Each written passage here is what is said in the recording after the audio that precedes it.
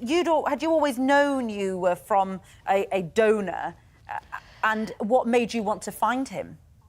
Yeah, I was raised by a single mother, and I had always been curious just to see where I came from. I just wanted to know the family history, and I had been looking since I was 8 years old, and it took a lot of research and a lot of exploring on the internet, but after I had matched with a few of my other siblings on a DNA registry, I was able to find him.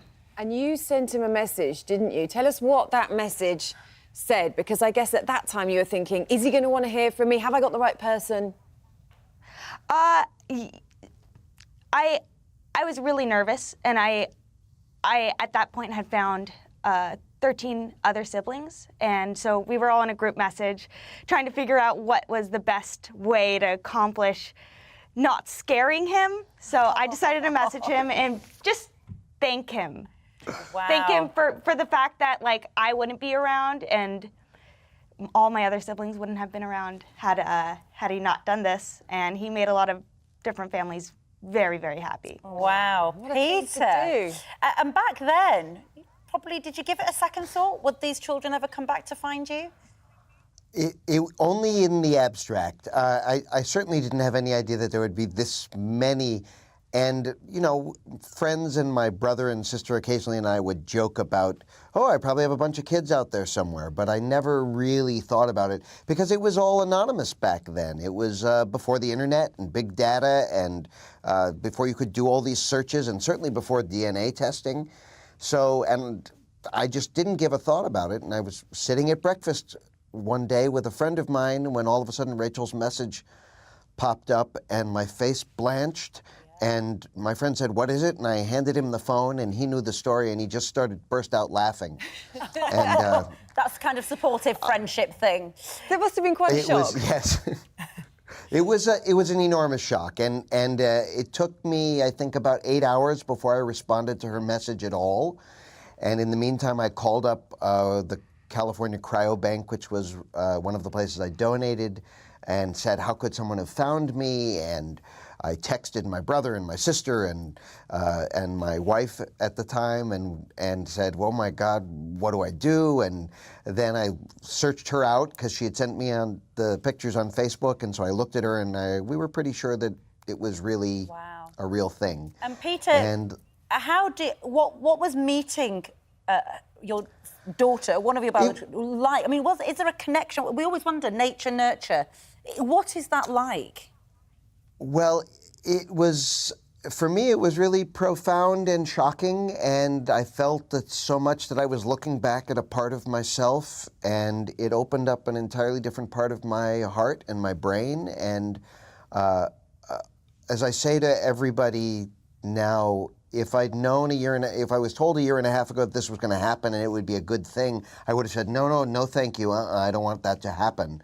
But having had it happen, it's the best thing that ever happened to me, in that it really opened me up to a whole new experience of what being alive is. And certainly I'm not their parent. They were raised by mostly very good parents, and but I'm really enjoying getting to know them all. And there's certainly a connection that's different than just a young friend who I meet or someone who I might mentor. So you've met quite a few of them now. What count are we up to at the moment then for how many children you have? There's 25 that we know of, and I've met 20 of them, and I've been in contact with 24 of them. I'm going to meet 2 more of them at least next month. They're coming out. There's 2 sisters from Boston, and they're coming out to California to meet me and a number of the kids who are here in California. And Rachel, you found, well, siblings. Is that how you feel? Do you feel connected to one another, even though you've never met, and in a way you've never met the father that brought you into life?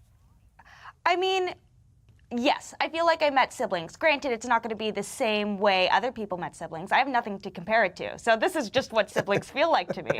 And you're all very different to each other, aren't you, obviously? Yeah, but there's very strange similarities in certain personality traits I could see in all of us or in some of us. It's been very interesting, and like it's been going on for a year and a half now, and I'm still baffled by it. And we just saw pictures I'm still there, learning new things. Peter, of one of your tallest offspring and the shortest. I mean, there's quite a difference there. Peter, it must be quite fascinating for you looking at them all and I guess seeing parts of you in different varieties in all of them. Yeah, we did. We had a mini reunion with about 12 of the kids in October, and I said to the oldest boy who had flown in back, he was teaching in China and he flew back for the reunion. And I said to him, oh my God, it feels like I'm watching 12 different parts of my personality running around this house banging into each other. Wow. Well, I imagine Christmas just got a whole lot more expensive, but happier too. Well, there could be 50 of your children out there somewhere then, by the looks of Right, things. trying to remember birthdays is very difficult. You'll have to get organised, Peter. Oh. Well, what a fantastic, I mean, an incredible story, actually, and I'm so glad it ended well in that, you know, Peter, you wanted to hear from your children, because I suppose in other circumstances it might not be like this. No, well, it happened at the right time for me in my life, and I certainly understand that if I had had a nuclear family at that time, as some of the donors do when they're contacted, it might have been much more difficult if it felt like relationships were going to be challenged. But it was at a perfect time for me where I had some time and an ability to sort of open myself to it. And to whatever extent that each of them wants, I'm trying to be open to the type of relationship they want. Rachel and I have become extremely close over the last year and a half. We even traveled to Europe and even to London together. Oh, well, I'm really glad to hear that. Great news. Thanks both very much for joining us from LA this morning. We really appreciate it. What a great story. Thank you. Thank you. Great to talk to you. Yeah, and to you. I think Rachel should be an investigative I know, that journalist detective with those work. skills. Top notch.